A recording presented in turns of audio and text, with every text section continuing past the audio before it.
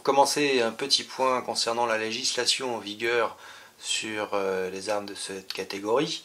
Petit rappel en 3 points. Première chose, le port d'armes est évidemment strictement prohibé en France pour les citoyens lambda comme vous et moi. Deuxième point, la détention d'armes de catégorie B comme ce pistolet est soumise à autorisation préfectorale. Troisième point, l'usage de ce type d'arme est bien sûr limité au stand de tir. Je parle bien sûr là des règles qui s'imposent aux honnêtes citoyens que nous sommes. Les coupes-jarrets qui s'approvisionnent dans la cave à Momo ne s'embarrassent pas, eux, des procédures légales. J'apprécie particulièrement le design centenaire de ce modèle, conçu en 1911 par le génial inventeur John Browning. Ce que j'apprécie le plus dans ce modèle, c'est sa grande fiabilité, son look, sa précision. Le prix de ce genre de pistolet est compris selon les modèles et les marques, entre 900 et 2000 euros, voire plus pour les modèles préparés pour la compétition. A noter que quasiment tous les grands fabricants proposent un modèle 1911 dans leur gamme et ce modèle continue évidemment à rencontrer un grand succès. Passons maintenant au fonctionnement basique de cette arme et avant toute chose nous allons procéder à un contrôle de sécurité. Nous vérifions qu'aucune cartouche n'est chambrée, donc c'est à la fois un contrôle visuel à l'intérieur de la chambre, mais aussi tactile pour s'assurer qu'aucune cartouche n'est présente et que donc nous pourrons opérer en toute sécurité. Pour commencer, le chargeur. L'arme est alimentée par un chargeur de type colonne qui peut contenir entre 7 et 8 cartouches en fonction du modèle et de la marque. Le chargement du chargeur se fait de façon fort classique, il s'agit simplement d'introduire des cartouches, ça se fait très facilement. Voilà. Pour retirer les cartouches, il suffit simplement de procéder de la sorte. Le fonctionnement de l'arme est commun à tous les pistolets automatiques ou semi-automatiques. Il suffit simplement d'introduire un chargeur alimenté dans le pistolet, tirer la culasse, là il se met en position de sécurité, et actionner l'arrêtoir de culasse pour être prêt à faire feu. En fin de tir, lorsque vous avez vidé votre chargeur, la culasse reste ouverte, vous n'avez plus qu'à réintroduire un nouveau chargeur et réarmer le pistolet pour être de nouveau prêt à faire feu. La cartouche 45 ACP est très plaisante à tirer, puissante et dispose d'un pouvoir d'arrêt significatif en cas de besoin.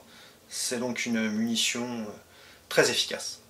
Comparaison entre une cartouche 45 ACP et une cartouche 9 mm. Le gros défaut de la cartouche 45 ACP est son coût, puisqu'il vous faudra débourser à peu près une vingtaine d'euros pour une boîte de 45 ACP et moitié moins pour le prix d'une boîte de cartouches 9 mm. Il existe de très nombreux accessoires pour le 1911. Ici donc un holster type paddle fabriqué par la sellerie de Timeray qui fait de l'excellent travail sur mesure. Les plaquettes custom qui ont été commandées aux États-Unis. Bref, le catalogue est vraiment très vaste et chacun pourra y trouver son bonheur en fonction de ses goûts et de l'humeur du moment. Ce pistolet est équipé d'une hausse et d'un guidon Novak en fibre optique, ce qui permet de faciliter la prise de visée. Il est équipé aussi de série d'une détente allégée ainsi que d'un canon match.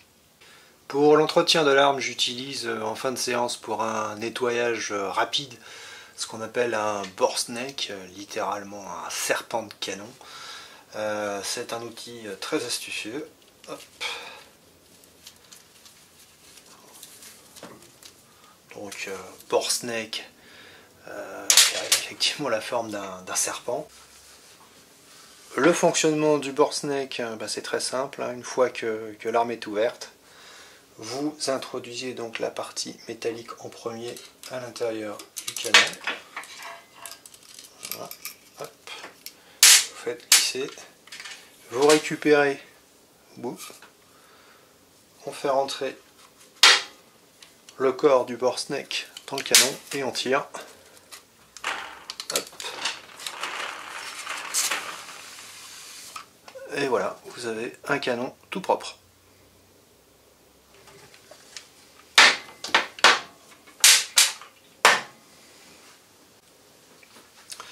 Pour un nettoyage plus complet, on va maintenant procéder à un démontage sommaire de l'arme. Donc un outil fourni avec le pistolet, c'est ce qu'on appelle une clé de bushing, la clé qui nous permettra de démonter l'arme et qui est en fait le seul outil indispensable pour pouvoir procéder. Alors, on commence donc par utiliser cette clé de bushing. Alors on l'adapte ici, on appuie, on tourne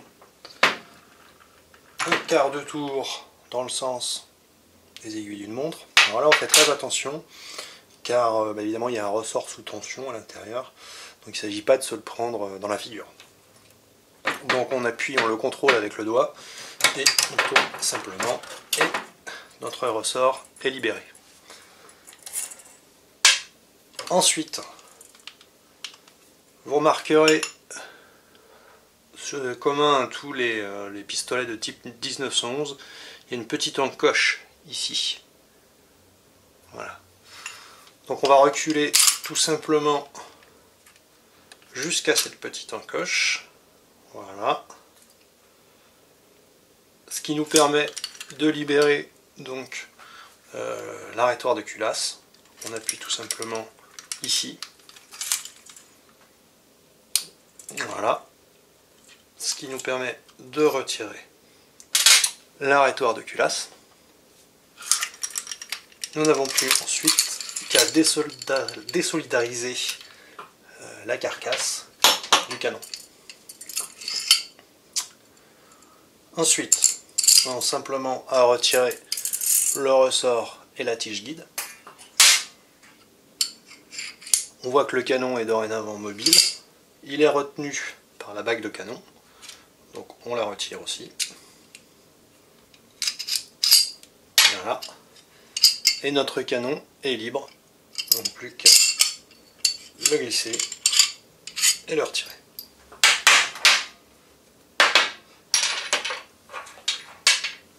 Voilà, notre 1911 est sommairement démonté, ce qui nous permet ensuite d'accéder à tous les endroits pour procéder au nettoyage. Une fois notre 1911 nettoyé, il ne reste plus qu'à procéder au réassemblage de l'arme. Donc on commence par le canon.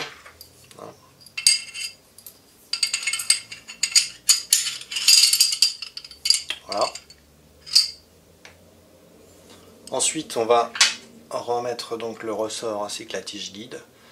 Petit truc au passage, vous voyez que sur la tige guide à l'extrémité, il y a une forme un peu ovale. En fait c'est cette partie qui doit épouser la forme du canon. Donc on réintroduit notre ressort.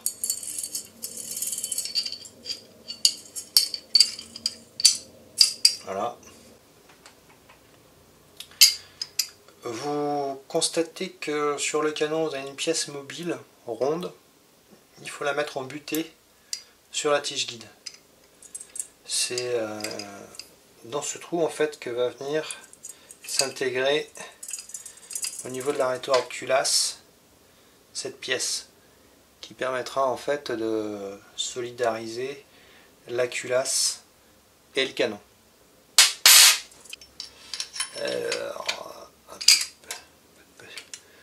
Donc ensuite on va simplement réassocier la carcasse à la culasse. Hop. Attention ici, on appuie. Voilà. Il s'agit ensuite donc de réinstaller notre arrêtoir de culasse. Donc vous voyez ici il y a un trou. C'est là que va notre pièce. Il s'agit en fait de faire coïncider l'anneau qu'on a vu tout à l'heure avec cette pièce ici. Donc toujours en reprenant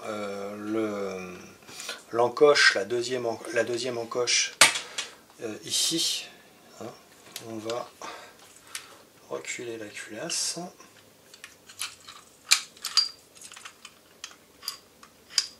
Voilà. Étape suivante, donc on va s'assurer que nous puissions introduire l'arrêtoir de culasse dans le trou ici. Voilà. Et ensuite, on va reculer jusqu'à la deuxième encoche, hein, pour faire coïncider, en fait, vous voyez ici, vous avez un trou. Essayez de faire coïncider la deuxième encoche.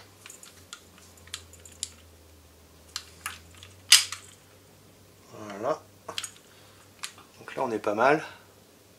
Vous voyez que la deuxième encoche coïncide avec le trou. On remonte l'arrêtoir de culasse. Voilà. Jusqu'au petit clic. Voilà. Et là, notre arrêtoir est bien remonté. Ensuite, nous avons quasiment fini le remontage de l'arme. On reprend la bague de bushing.